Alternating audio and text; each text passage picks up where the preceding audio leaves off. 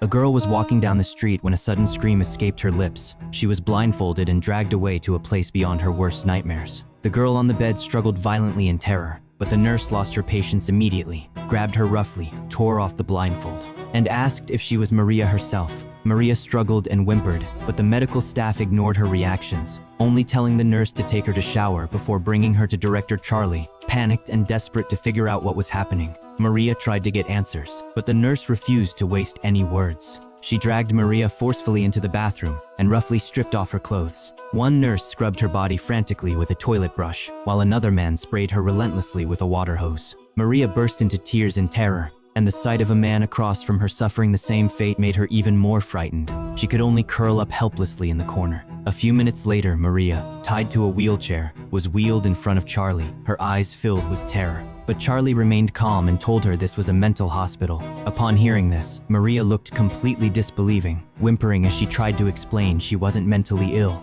Charlie saw what she was trying to do, saying everyone had the same look when they first arrived. Only crazy people ended up here. He added that she would get fresh air, delicious food, and care here, as long as she cooperated with the treatment. Maria teared up in despair, struggling violently to escape this hellish place. Charlie gave the nurse a look, and the two instantly got the hint. They wheeled Maria into a dark corner, kicked over the wheelchair, and beat her relentlessly. After the beating, Maria dared not struggle anymore and was locked in a dark room. Just then, a new nurse walked in. Looking at the dying woman, he removed Maria's gag, gently untied her restraints, and handed her a pill, telling her she had to take it if she wanted to survive. Otherwise, she would be tortured again, and the pill was good for her body. Maria felt like she'd grabbed a lifeline. She sensed he was different from the other nurses and begged him for help, insisting she wasn't mentally ill. She begged him to make a phone call, saying someone would come to pick her up. Jordan was already numb to such requests and kept his head down, continuing to fill out records. Desperate, Maria snatched his notebook, wrote a string of numbers on it, and begged him to contact that person.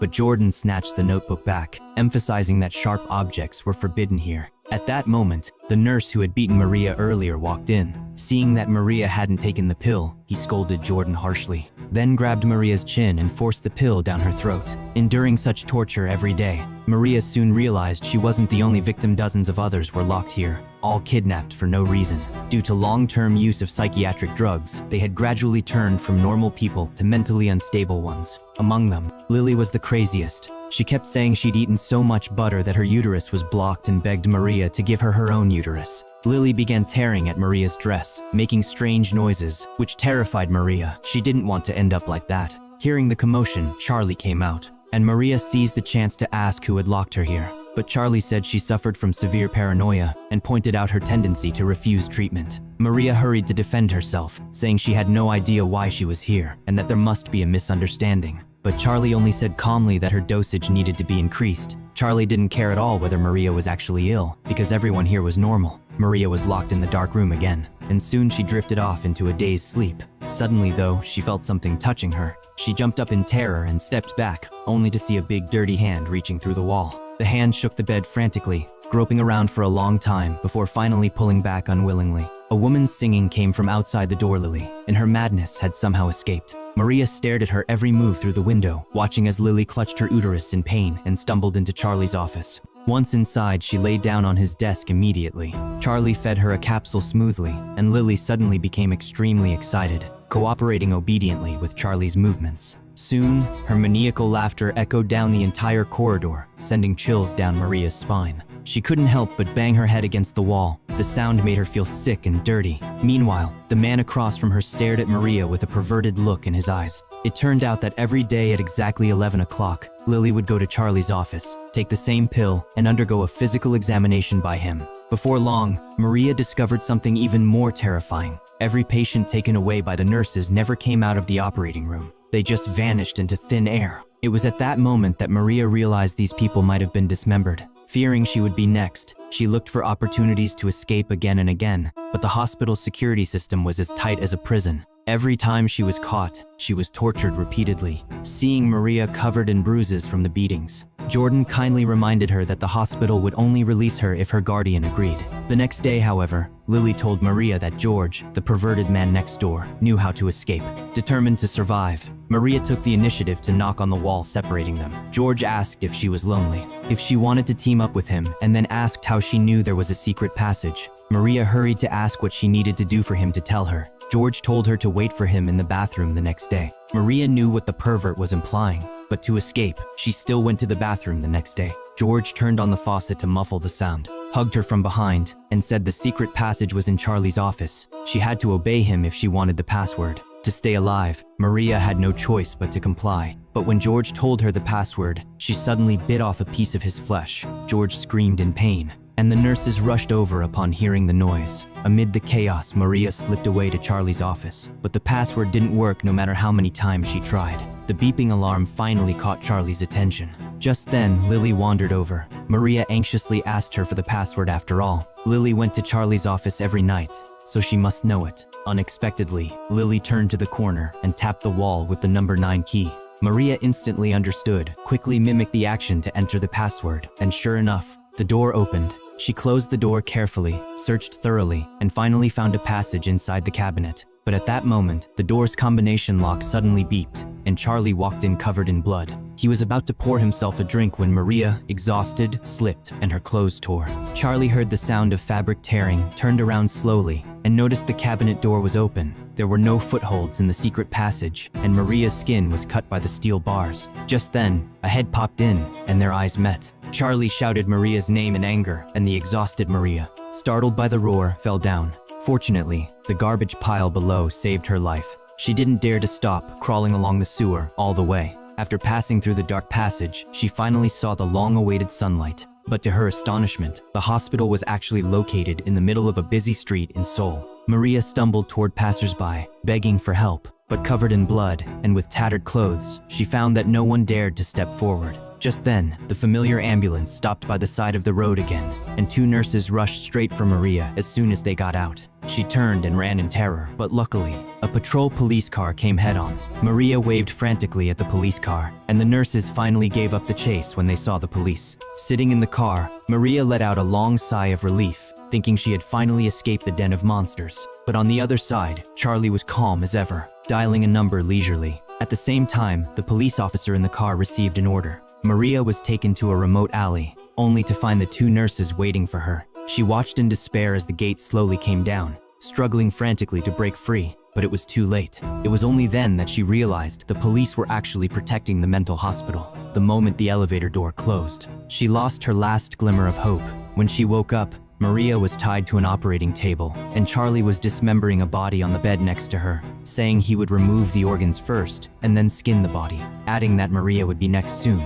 Maria begged for mercy, but Charlie ignored her completely, telling his men to inject her with anesthesia and reminding them to be quiet. No one would hear her pleas. Maria was forced to put on a ventilator, and Charlie told Jordan to carry the body parts behind him out of the room. But looking at the blood-stained operating table, Jordan's legs went weak, and he dropped the box. A freshly severed head rolled out, and the sight froze Jordan in place. Charlie told him to clean it up, but Jordan had lost the ability to think. Charlie angrily threw down his tools, walked up to him, and slapped him hard across the face. Staring into Charlie's fierce eyes, Jordan had no choice but to carry the body parts out. But once he was outside, he couldn't help crying.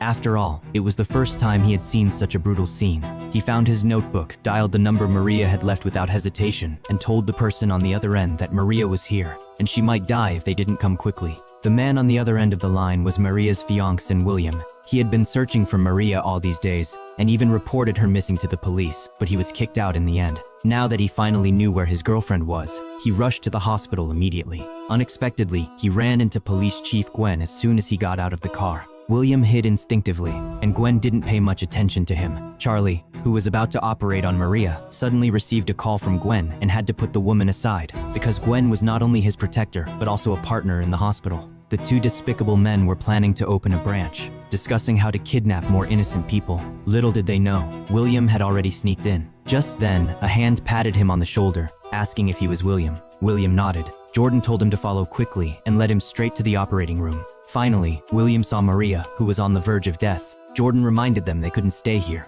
But just as the 3 of them ran out of the operating room, they ran into Charlie, who who had been waiting for them. He was shocked that the person who betrayed him was actually Jordan. Maria begged for mercy, but Charlie kicked Jordan to the ground, stepped on his face, and called him a traitor. William asked if Charlie was crazy, and Charlie told his men to grab William, kicking him repeatedly in the stomach. The two men were severely beaten, and Charlie directly ordered an operation on William without anesthesia. Unexpectedly, Lily arrived at the office on time. She lay down on the desk, waiting for Charlie's treatment, but he never showed up. Lily, acting a little erratically, started playing with a candle. Meanwhile, Charlie had tied William to the operating table and cut open his stomach. But Lily got more and more carried away with the candle and accidentally set the office on fire. Soon, Charlie received the news of the fire. At that moment, Lily was quietly backing away, and the second she saw Charlie, she instantly slipped into a catatonic state. Charlie ignored the crazy woman and rushed into the burning office without hesitation, because his safe full of money was still inside. After setting the fire, Lily went to the operating room again. Maria begged her to untie the ropes and take her home, but the crazy Lily told her that her uterus was blocked and she had to stay for treatment. Maria said she would give Lily her own uterus, and they could go home together. Otherwise, they would both die here. Lily asked if she was really willing, and upon getting an affirmative answer, Lily untied the ropes for them. By this time, the hospital was engulfed in flames, but Lily took the initiative to lie down on the operating table, pulling Maria and insisting she change her uterus immediately, urging her to do it now. William told them to leave quickly. The fire was getting more and more fierce, and the detained patients were screaming for help. Jordan watched them helplessly. He didn't have the keys. Just then, Lily turned into an angel again. She rushed into Charlie's office without hesitation and actually rescued the man. Charlie fell to the ground, and the access card happened to land in front of Jordan. Listening to the painful wails behind him, the kind-hearted Jordan didn't hesitate and rushed into the fire. Maria was about to help her boyfriend leave when Charlie suddenly pounced, pulling William into the fire. The fire devoured the entire building, and only Maria survived by a miracle. But something bizarre happened again. Gwen, the hospital's partner and police chief, was shot dead on the day of the fire. Clearly, there was another hidden secret behind all this. Detective Carson found Maria to question her, but she had been severely traumatized by the fire and had become mentally unstable. She had to be temporarily detained in a special prison. A year later, Carson suddenly received a diary signed with Maria's name. At that time, the authorities had caved to pressure and claimed the fire was an accident, but the diary recorded the shocking truth. Carson thought this was a news sensation. Once exposed, it would definitely cause a national controversy, and it would put his career back on top. Not long ago, Carson had been suspended after being framed. Although he knew someone was secretly suppressing him, he had no evidence. Now, he could use Maria's case to make a perfect comeback. After continuous investigation, Carson finally found a shocking clue. Maria's guardian was actually her adoptive father, Gwen. Then why would he watch his daughter suffer inhuman torture in the hospital?